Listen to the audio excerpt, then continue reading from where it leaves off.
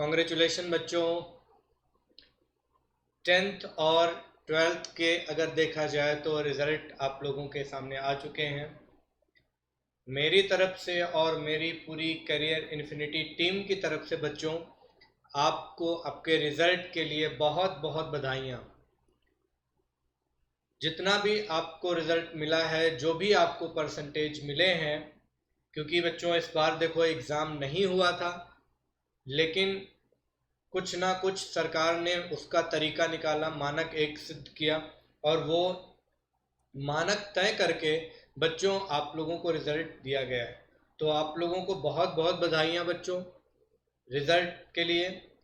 और उन बच्चों के लिए आज मैं अपने इस वीडियो में चर्चा करूँगा कि 12th एंड 10th के बाद जिन बच्चों को बड़ी प्रॉब्लम होती है ये सिलेक्ट करने पर कि हम कौन सा स्ट्रीम चूज़ करें, हम कौन सा करियर चूज़ करें, आगे जा कर के इसका फ्यूचर क्या होगा। क्योंकि कई सारे बच्चों के मेरे पास जो फ़ोन आए तो कई सारे बच्चों के कॉल आने पर मैंने ये कॉन्क्लूज़न निकाला कि मैं सबको अलग अलग समझाने से अच्छा है कि मैं सभी को एक वीडियो बना करके 10 से 15 मिनट का बता दूं कि नहीं बच्चों आप लोगों को इस तरीके से चूज़ करना है, ये आपको फील्ड ऑफ इंटरेस्ट रखना है।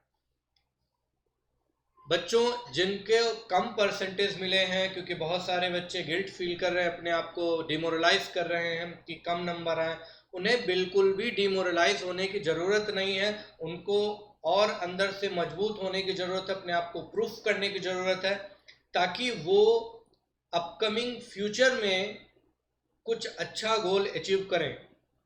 तो बच्चों इस वीडियो में मैं आपको ये भी बताऊंगा कि कैसे इन सब चीज़ों से ओवरकम किया जाता है।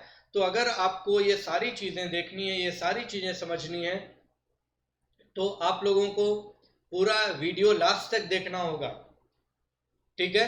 और हमारी ऐसी ही लेटेस्ट वीडियोस के लिए, एजुकेशनल स्टडी मटेरियल के लिए चैनल को सब्सक्राइब जरूर करें, लाइक जरूर करें। तो चलो बच्चों, आपको एक दफ़ा फिर से बहुत बहुत रिजल्ट की शुभकामनाएं, आपके लिए, आपके फ्यूचर के लिए बेस्ट ऑफ लक। तो आइए हम इसी वीडियो में कंटिन्यू करते हैं बच्चों कि हमें किस तरीके से अपना कौन कौन सा करियर चूज करना है। सबसे ज़्यादा देखो कन्फ्यूज़न कहाँ होती है, जब हम 10th के एग्ज़ाम्स दे चुके होते हैं तो 10th के एग्ज़ाम्स के बाद हमारे मन में ये ख्याल आता है, हमारे मन में ये सवाल आता है कि हम कौन सी स्ट्रीम चूज़ करें, ठीक है बच्चों। तो हम सबसे पहले, एक सबसे बड़ा क्वेश्चन होता है जब आपके एग्जाम्स हो रहे होते हैं, तो सबसे बड़ा यही क्वेश्चन अराइज होता है कि हम क्या करें आगे। ये सबसे बड़ा क्वेश्चन है, क्योंकि ये क्वेश्चन ना आपके पेरेंट्स को भी टेंशन में रखता है, आपको भी टेंशन रखता है, और आपके आसपास वाले लोगों को भी, आपके दोस्तों को भी, आपके क्लासमेट्स को भी, सबको ये टेंशन में रखता है, ठीक है बच्चों। तो मैं आपको आज इस टेंशन से बिल्कुल भी यानी कि परेशान होने की जरूरत नहीं, आपको बिल्कुल भी इस टेंशन से रिलीफ मिल जाएगा, बिल्कुल भी रिलैक्स्ड हो जाओगे। तो चलो बच्चों, हम लोग सबसे पहले यहाँ पर देखते हैं कि एक बिग क्वेश्चन क्या अराइज होता है। ओके बेटा, सबसे बड़ा क्वेश्चन ये अराइज होता है कि 10वीं और 12वीं के बाद क्या करें और किस तरह के सब्जेक्ट्स का हम चुनाव करें।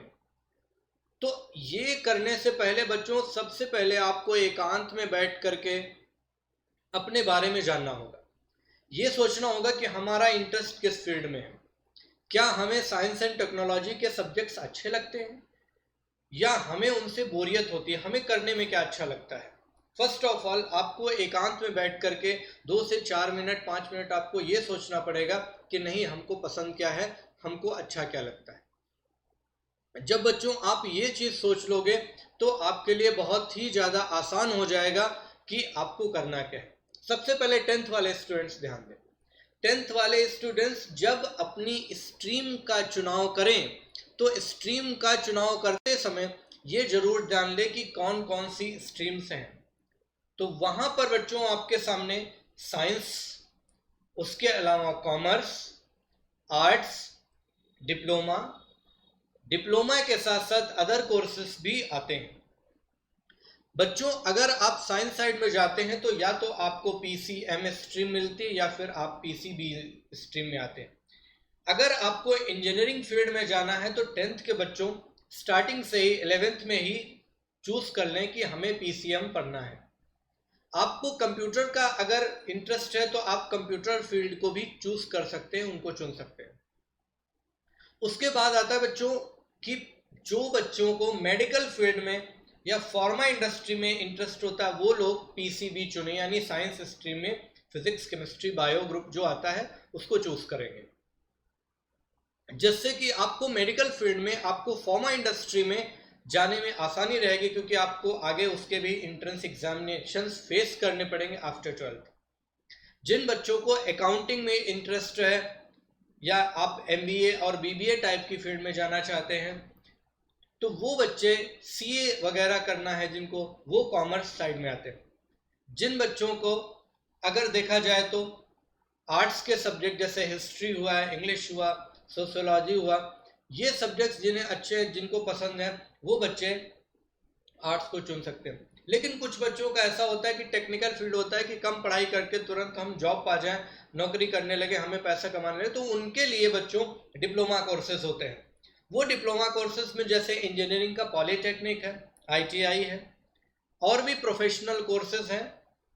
तो ये देखा जाए तो डिप्लोमा कोर्सेज एक होता है कि कम पढ़ाई करके अगर आपको जॉब करनी है या फिर जरूरी नहीं कि आपको जॉब करनी है, आप किसी भी, आप अपने फाइनेंशियली सपोर्ट करना चाहते हैं अपनी फैमिली को, तो आप डिप्लोमा कोर्सेज की तरफ जाएंगे।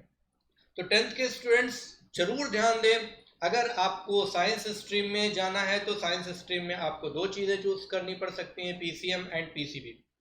You may decide which career you want in upcoming times.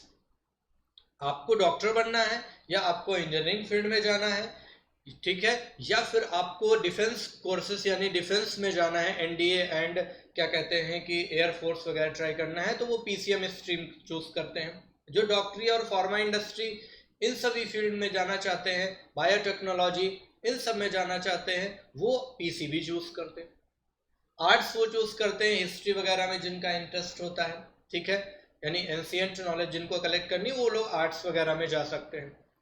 उसके बाद आते हैं, जब हम, ये तो हुई 10th के बच्चों को, क्योंकि 10th के बच्चे एक स्ट्रीम लेकर के 2 साल के लिए रिलैक्स अच्छे से मन लगा के पढ़ाई करते हैं। लेकिन वहीं पर 12th के बच्चों की सबसे ज्यादा टेंशन बढ़ जाती है।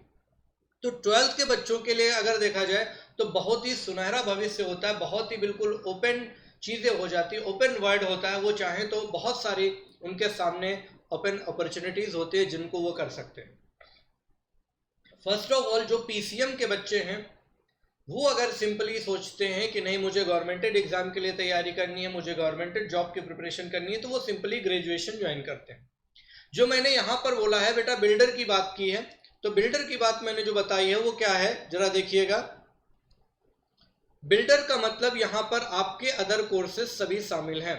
जैसे हम याद कर सकते हैं, अगर हमें बीए करना है जो साइंस एंड आर्ट्स से रिलेटेड होती है, ठीक है ना, यानी जो बीए करते हैं जो आर्ट्स के सब्जेक्ट्स पढ़ रहे होते हैं 11th एंड 12th में, ठीक है, या फिर जो बीएससी करना चाहते हैं, राइट, क्लियर है। तो ये सभी कोर्सेज जो बैचलर कोर्सेज मैंने रखे या बीकॉम करना चाह रहे हैं, ये सारे मैंने बिल्डर में आपको समझाने की कोशिश की है।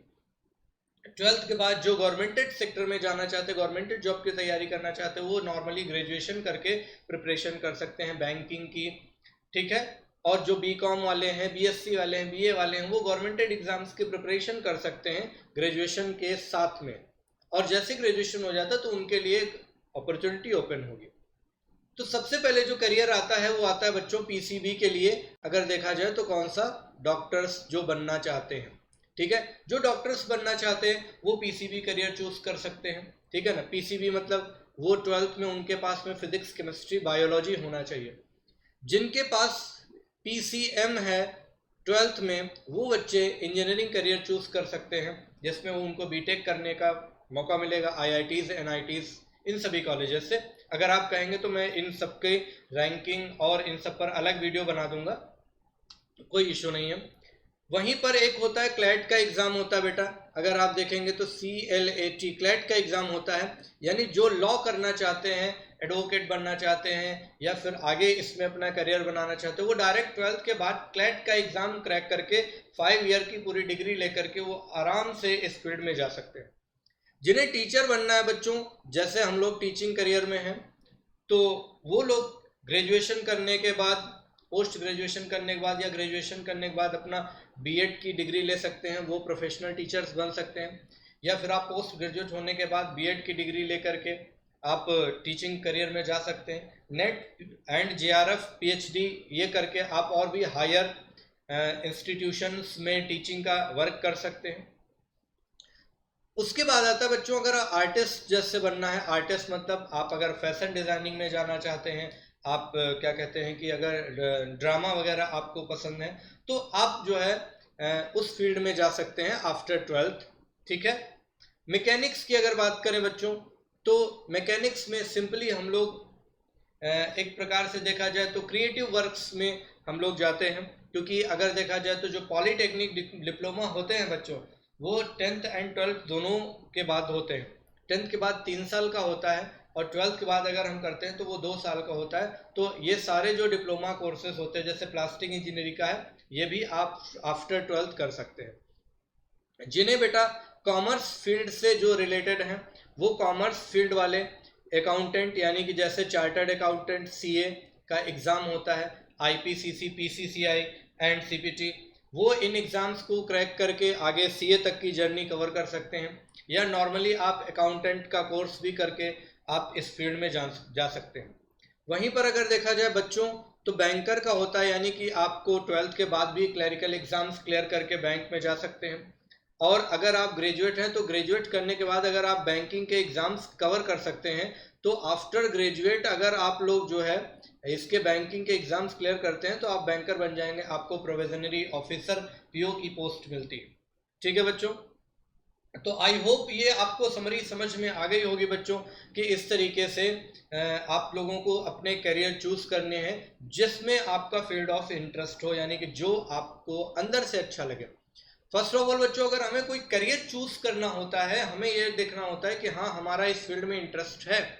तो बच्चों हमें पहले ये जानना होता है अपने अंदर से कि मुझे इस फील्ड में इंटरेस्ट है। जैसे हमें टीचिंग में इंटरेस्ट है तो मैं अपनी इस फील्ड को चूज करके आया। किसी को मेडिसिन और सोशल सर्विस में इंटरेस्ट है तो वो बच्चे डॉक्टर्स बन सकते हैं या वो सिविल सर्विसेज में जा सकते हैं। किसी को क्रिएटिव वर्क है तो वो इंजीनियरिंग एंड रिसर्च फील्ड में जा सकते हैं। ठीक है बच्चों, तो आपका फील्ड ऑफ इंटरेस्ट अगर एक बार आपने चूज कर लिया, और बच्चों फील्ड ऑफ इंटरेस्ट के साथ साथ हमको इस चीज का भी ध्यान देना होगा कि हमारे जो फील्ड है हमारे पास, जिस फील्ड में हम जा रहे हैं, उसका फ्यूचर स्कोप भी क्या होगा, क्योंकि हम फाइनेंशियल पॉइंट ऑफ व्यू से भी सोचते हैं उस चीज को। ठीक है, हमें फाइनेंशियली भी इस चीज को सोचना होता है। ठीक है बच्चों, तो हम आपकी कैसे मदद कर सकते हैं, हमारी करियर इन्फिनिटी आपके इस फ्यूचर बिल्डअप में कैसे हेल्प कर सकती है, वो बच्चों हम आपको इसके बाद बताते हैं। बेसिकली हमारा करियर इन्फिनिटी जो इंस्टीट्यूशन है, ये करियर इन्फिनिटी इंस्टीट्यूशन आपको मेडिकल फील्ड में आगे बढ़ने के लिए सपोर्ट करता है, आगे बढ़ने के लिए आपको बताता है। तो कैसे हम मेडिकल इंडस्ट्री के लिए अपने इंस्टीट्यूशन से बहुत सारे जेम्स प्रोड्यूस करते हैं। हम सिंपली मेडिकल कोर्सेज की बात करते हैं। हमारे इंस्टीट्यूशन में मेडिकल कोर्सेज चलाए जाते हैं जो 12th के आधार पे हम लोग देखते हैं, यानी 12th जब स्टूडेंट क्लियर कर देता है तो वो जो पीसीबी का होता है वो स्टूडेंट इन कोर्सेज को कर सकता है। बच्चों इन 12th के अगर देखा जाए तो 12th के बाद एक एग्ज़ाम कंडक्ट कराती है जो एनटीए कंडक्ट कराती है, नेशनल टेस्टिंग एजेंसी, जिसे आप बच्चों नीट के नाम से जानते हैं। ठीक है ना, नेशनल एलिजिबिलिटी इंट्रेंस टेस्ट। इस एग्ज़ाम को अगर आप क्रैक कर देते हैं तो इस एग्ज़ाम को क्रैक करने के बाद उनकी रैंक के बेसिस पर आपको MBBS, BDS, right, allied health science courses and Ayush health science courses में एडमिशन मिलता है। वहीं पर अगर देखा जाए बच्चों तो फार्मेसी के कोर्सेज का अलग एग्ज़ाम होता है, और इस फार्मेसी के कोर्सेज में आप एंट्रेंस क्रैक करके अलग अलग बी फार्मा या फिर और भी जो फार्मेसी के कोर्सेज हैं वो आप कर सकते हैं। हमारे इंस्टीट्यूशन में अगर देखा जाए तो इन मेडिकल कोर्सेज के जो एंट्रेंस होते हैं बेटा, उन एंट्रेंस की प्रिपरेशन कराई जाती है। यानी सिंपली अगर सिंपल सी भाषा में बोलें तो हमारे इंस्टीट्यूशन में ये नीट की प्रिपरेशन कराई जाती है, नेशनल एलिजिबिलिटी एंट्रेंस टेस्ट।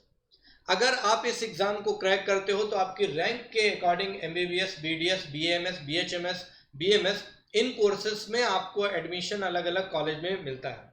बच्चों, अगर कौन कौन से कॉलेज हैं, कौन कौन से कॉलेज की रैंकिंग क्या है, अगर आप ये जानना चाहते हो तो आप कमेंट सेक्शन में ज़रूर लिखिएगा।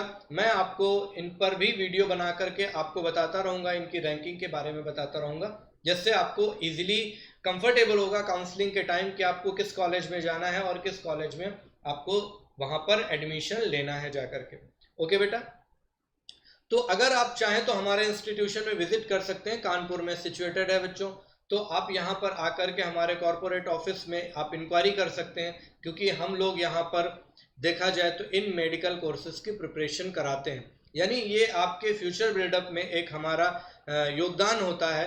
जैसे कुछ लोग अकाउंटेंट्स बनना चाहते हैं तो अकाउंटिंग के लिए अलग इंस्टीट्यूशन होता है, कुछ लोग सिविल सर्विसेज में जाना चाहते हैं तो उसके लिए अलग होता है। इसी तरीके से आफ्टर 12th हम लोग अपने इंस्टीट्यूशन में ये मेडिकल कोर्सेज की प्रिपरेशन, यानी जो एंट्रेंस एग्जाम होता है उसके प्रिपरेशंस कराते हैं बच्चों।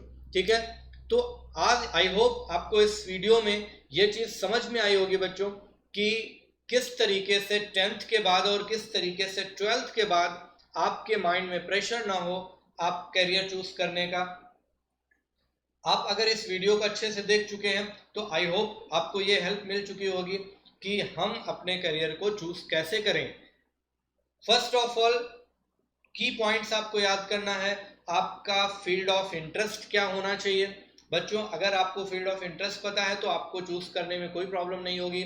सेकेंड पॉइंट ये आता है बच्चों, अगर आपको ये मालूम है कि फील्ड ऑफ इंटरेस्ट के साथ साथ इसका फ्यूचर स्कोप क्या है तो भी आपको बहुत आसानी होगी।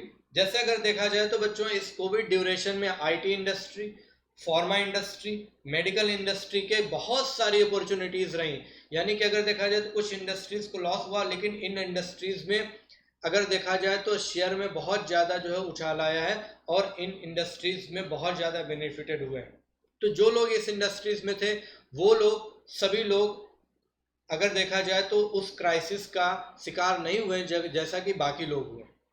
तो हमें जब भी अपना करियर चूज करना है हमें इन कुछ बातों को जरूर में ध्यान में रखना है। ओके बच्चों, कमेंट करना ना भूलें, जरूर कमेंट करें, वीडियो को लाइक करें, शेयर करें एंड चैनल को सब्सक्राइब जरूर करें। Wish you all the best for your future and for your career. Good luck, best of luck and subscribe the channel Career Infinity Classes.